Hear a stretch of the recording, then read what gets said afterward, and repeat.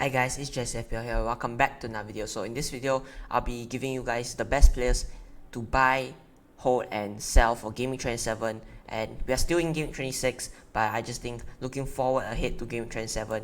And so yeah, the first player I'm going to talk about is Lacazette. Now Lacazette, I just think that there's not much forwards in the game now to go for, like you could say like Broya, Kane, Weghorst, but I just think that Lacazette is one of the main better options in the forwards, because you only could put 3 forwards, and I think Lacazette should be one of them. If you want to spend a bit more money, maybe if you have a Watkins, Jimenez, I think if you spend a bit more money on Lacazette, I think it's worth that money, because Arsenal, they do have a double, and the double isn't that bad, and they do blank in 27. But if you are free hitting and you want to make a move, I think going for Lacazette first is the better option. He's a great differential as well. He's 5.4% ownership. It's quite a low ownership, and 3 goals, 5 assists this season. The expected goals and expected assists isn't that bad, and if you could see the map down there is the shots he's taken in the box, and most of these shots are in the box, and you could see red are shots that he missed, purple are shots that are blocked, and blue are shots on target. Green are the goals he scored from, and you could see most of his shots came inside the box this season. He did not play the early half of the season when Aubameyang was here, and if you look at the fixtures, Watford away, you could say that Watford has improved defensively, but I still think they are very poor defense, and I think it's a good fixture for Arsenal player. Then they have Leicester, Liverpool at home. Both fixture at home. Liverpool is slightly the worst fixture, but Leicester this season, their defense are just really bad, and I think you could take advantage of that by going for Lacazette. And then the fixtures after that, Aston Villa, Crystal Palace, and the fixtures after those as well is a long-term great option, Lacazette, as there's not much forwards in the game, and I think spending a bit more money on a forward like Lacazette is really worth it. Next year is Jose Sa. Now Jose Sa, 5.2 mil. Currently, the template team is like Ben Foster, and then like a 5 mil or above goalkeeper. And there is a couple of them, Ramsdale, Sarr, Pope, currently talking about De Gea. But I just think Jose Sa is better than all of them, because you could see that Wolves has improved defensively, improved a lot defensively this season.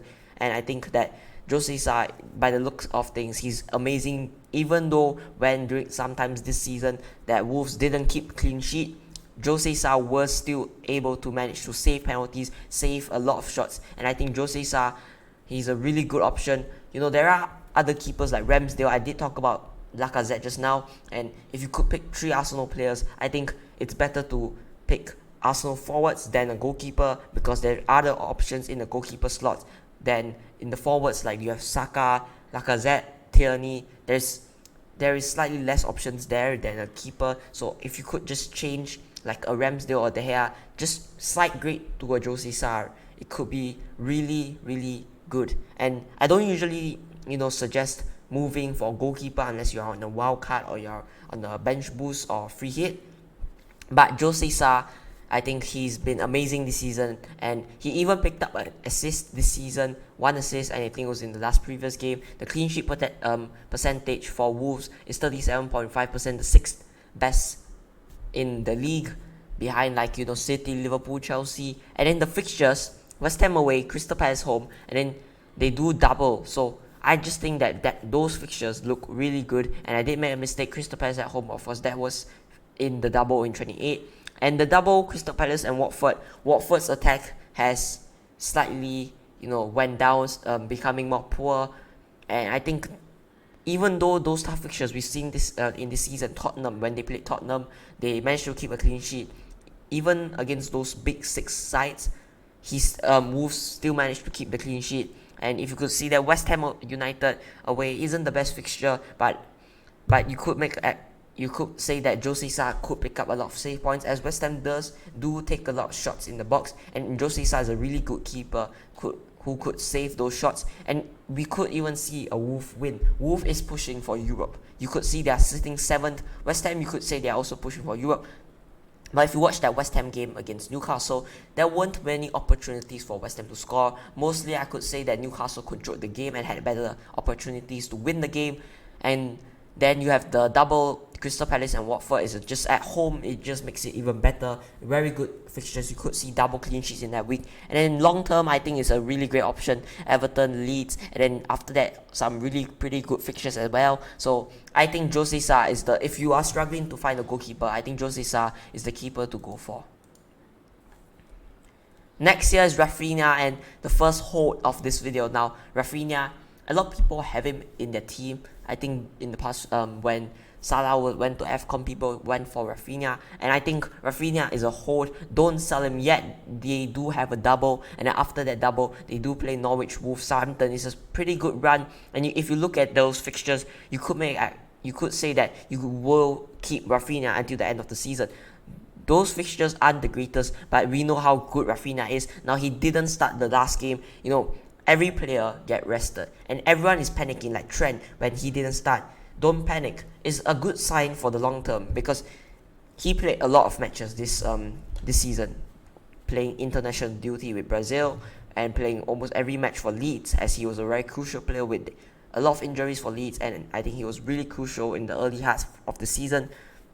I think it's more important now going to the end of the season when Leeds are fighting for survival. They could go down, and Rafinha, a very key player in that team, will have to do a lot, and I think Bielsa will want to start him because he will not want to take risks in youngsters if they're fighting for survival in the Premier League. And Rafinha is just a phenomenal player. 9 goals, 2 assists. His expected goals and expected assists is quite high, and he's quite highly owned, 14.7% ownership, and look at those shots. He's taking a lot of shots. Even when shots are missed, it's a good sign that you could say that you are seeing Rafinha take a lot of shots in those boxes. Yeah, you could see that one from the penalty, and I think he is on penalties. When Patrick Bamford comes back, I don't think that Bielsa will trust Bamford, as of course he just came back from injury and hasn't took a penalty in a while.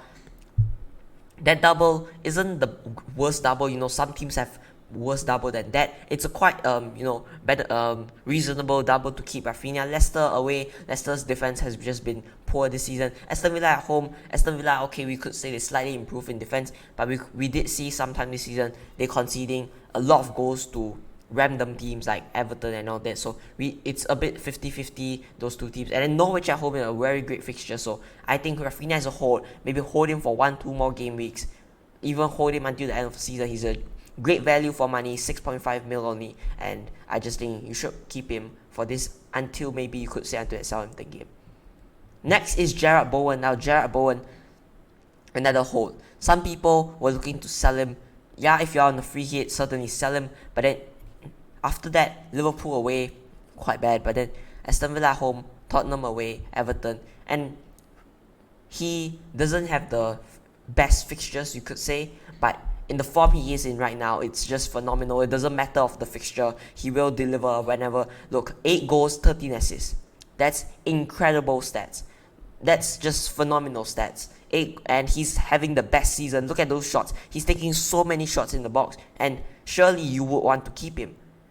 Okay, yeah, if they're playing slightly stronger defenses, yeah, you could say that you don't want to keep him like Liverpool. I don't think he's worth benching, but I just think that Liverpool, yeah, is slightly a stronger team, but still, I just think even against strong teams, he will score, and his stats is just phenomenal stats and very high ownership, and I think a lot of people will agree with me here. Hold him probably until game week 30 or 31. You could there are some rumors, there are some things saying that he might blank in 30, and that is true if West Ham, I believe, beat Southampton beat West Ham. They do play in game 30, but if West Ham beat Southampton, they will blank in game 30. So I just think he's a hold. Just don't sell him yet, and I think he's a really great option still. Just because he didn't turn up against Newcastle doesn't mean he will turn up. He won't turn up in the rest of the fixtures. Now the first sell is Diogo Jota, and it's the time to just sell him. I see the stats, I see the map, and I can say that if Liverpool didn't sign Luis Diaz, I would say to keep him. But I think it's the point of the season where you let him go. That double, Brighton, Arsenal, some people might keep him until then, but still, blanks in game 27, a tough fixture against West Ham, and then a double. there are a lot of players who could play up front. Minamito, Origi, Firmino, Mane, Luis Diaz, Javi Mohamed Salah. So a lot of options, and during that double, I can say that maybe he gets 60 to 70 minutes in one game, and then the other game he gets benched. I could see that, but I may be wrong. But I think it's time of the season to let him go. Diogo Jota, he's been phenomenal this season, and even in those single game weeks, there's a lot of options for Jurgen Klopp to go to. And I think if he plays really well, he might play 2 to 3 games in a row, but eventually, okay guys, eventually he will get benched, and eventually he will get taken out, and slowly his minutes will become less. His stats are incredible. I agree with you guys. His stats are incredible, but I think for me, it's the time to let him go. I think he's a lot of money, and being risk of rotation, I think you could downgrade to a cheaper option in midfield. There's a lot of options. Bukayo Saka could be one, because Arsenal's fixtures does swing. James Maddison, Leicester's fixtures get slightly better now, and I think there's a lot of options in that midfield, and a very pricey Diogo Jota, I think you should not go for him. So I sell for this one. So guys, it's the end of the video. I hope you guys enjoyed this video, and make sure I did talk about a lot of some players. I hope you enjoyed take my advice. So it's been me, Just FPL, and I'll see you guys in the next one.